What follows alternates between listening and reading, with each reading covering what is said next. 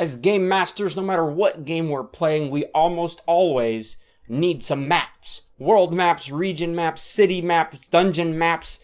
Welcome to the great map making showdown on today's Toolsday.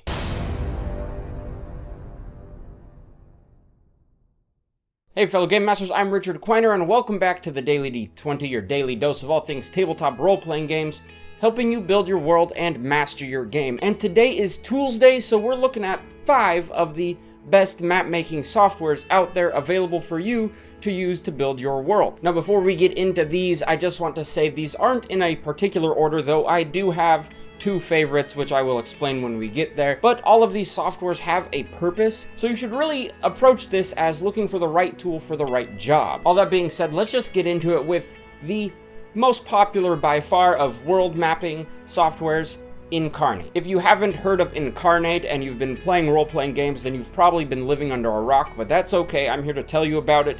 It's by far the most popular world mapping software out there. It is a free web browser-based map software that you can go on, make an account, start making maps for free right away, and make some pretty high-quality, good-looking stuff for your games.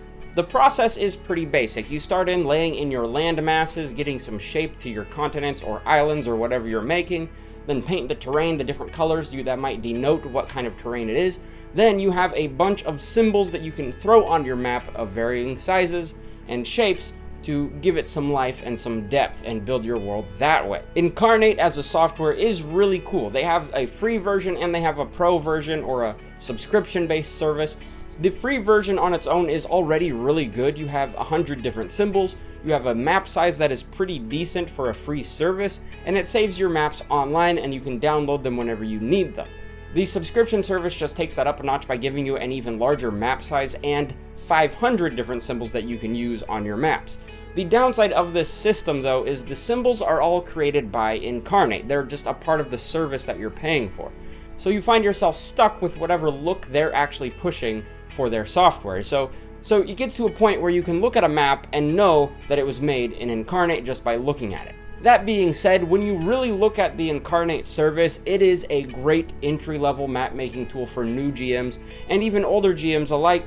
They can get in there, make some maps very quickly, very easily, and build their world and flesh it out for their players. The next piece of software on this list is my personal favorite for world mapping because it's more versatile than Inkarnate and gives you a little more flexibility and creative stylings that you might want.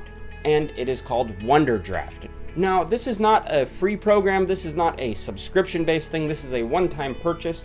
But what you get with WONDERDRAFT is a much more powerful world-building, world-mapping software. I've seen people take WONDERDRAFT and build out whole maps for their world, for regions, for a city, and even for a dungeon. That alone is very versatile. It comes with all the tools that a creative mind needs to build a map that works for them. It includes several different aesthetic stylings of different types of looks of maps if you want to do a classic paper fantasy, or if you want to do something more feudal aesthetic, you can pick different aesthetics to use for your map, whatever your taste is. But probably the coolest part for me is the fact that you can add icons. It does come with symbols, similar to Inkarnate. You have symbols you can add onto the map and to fill out your world, but the plus side of this is you can fill in your own. You can make icons if you are artistically inclined. You can draw your towns or your homes or your buildings or any sort of icon you want and easily insert that into the WONDERDRAFT folders to use on your maps. In addition to that, there is a small but very active community making symbols and themes and color schemes that you can use and just download for free and add into your WONDERDRAFT software. So for me, as a world mapping software or city mapping software, this is the best bet. The biggest downside with WONDERDRAFT that I can see is that it has a little bit of a learning curve. Inkarnate is a little more intuitive for the new user. WONDERDRAFT is a little more focused on the artistic mind and something a little more advanced. So it will take a little time to get comfortable with it, but once you're comfortable with the software, you can rock and roll and make some great world maps. The next on my list is another online web-based kind of dungeon builder, and it's called Dungeon Fog. Now this is a service, it's more than just a map builder. It is a map builder, it is a GM note perspective, and a social media sharing site where you can share the dungeons that you've created. The great thing about these browser-based options is you don't need a very powerful computer to use them. They just work pretty smoothly in any browser. But Dungeon Fog is similar to Incarnate. You have a free option and you have a paid option, and you have a tier 2 paid option, which gives you more features and the option to use your products commercially. Breaking those down, the free option, you have a few maps that you can build. You have a limited amount of maps and a limited amount of storage space online that you can use.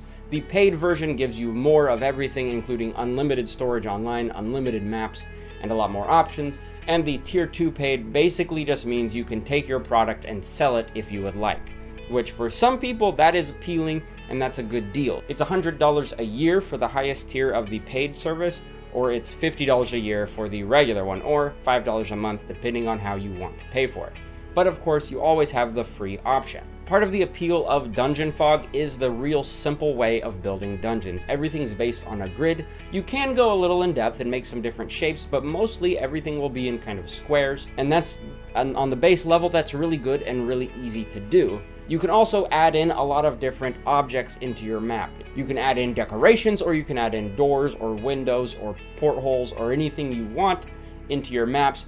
And the cool thing about that is whatever you add onto your map, if you go to the GM Notes section of the website, it will show you everything in a text-based format that you can then edit to fit in your world. So if you're making a map on Dungeon Fog and you decide to put in a hidden door, when you go to the GM Notes, it will tell you where that hidden door is.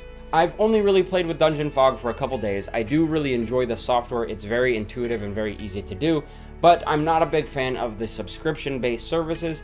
I understand they have to make money. I don't hold them at fault for that, but that is why the next product is my favorite of the dungeon mapping software that we're going to talk about. The next piece of software is called Dungeon Painter Studio, and this is found on Steam, of all places.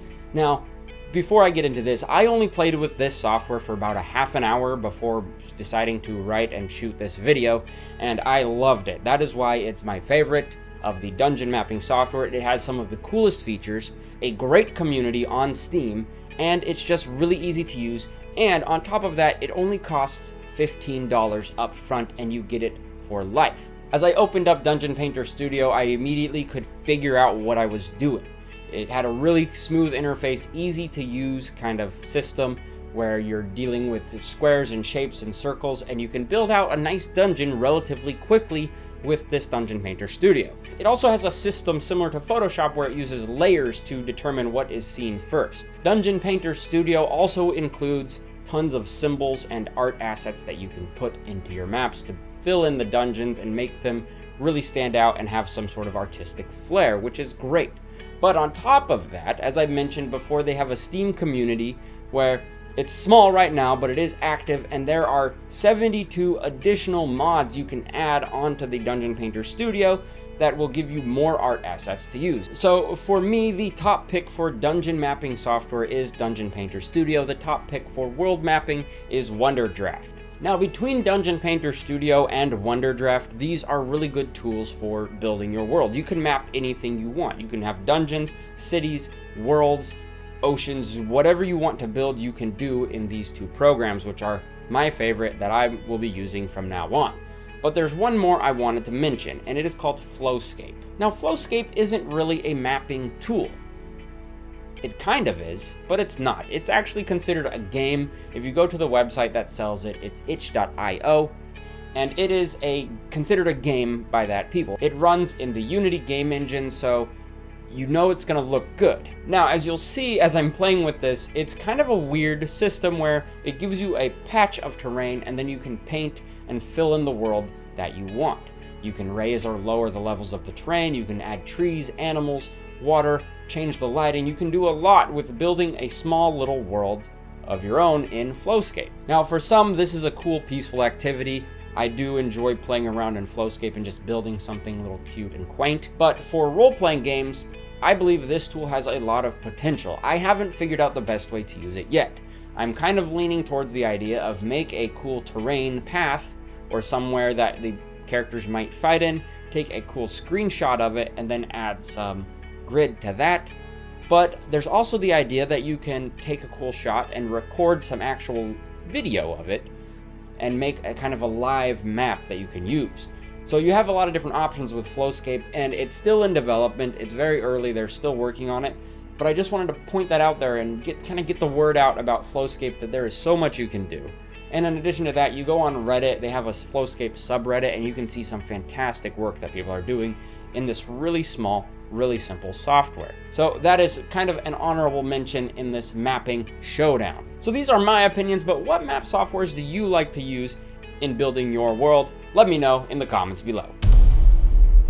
If you like what you see on the channel, remember to hit the subscribe button and the bell icon to get notified when I upload new videos. You can also click over here to see more videos in this playlist, or over here to see what YouTube suggests you watch from my channel.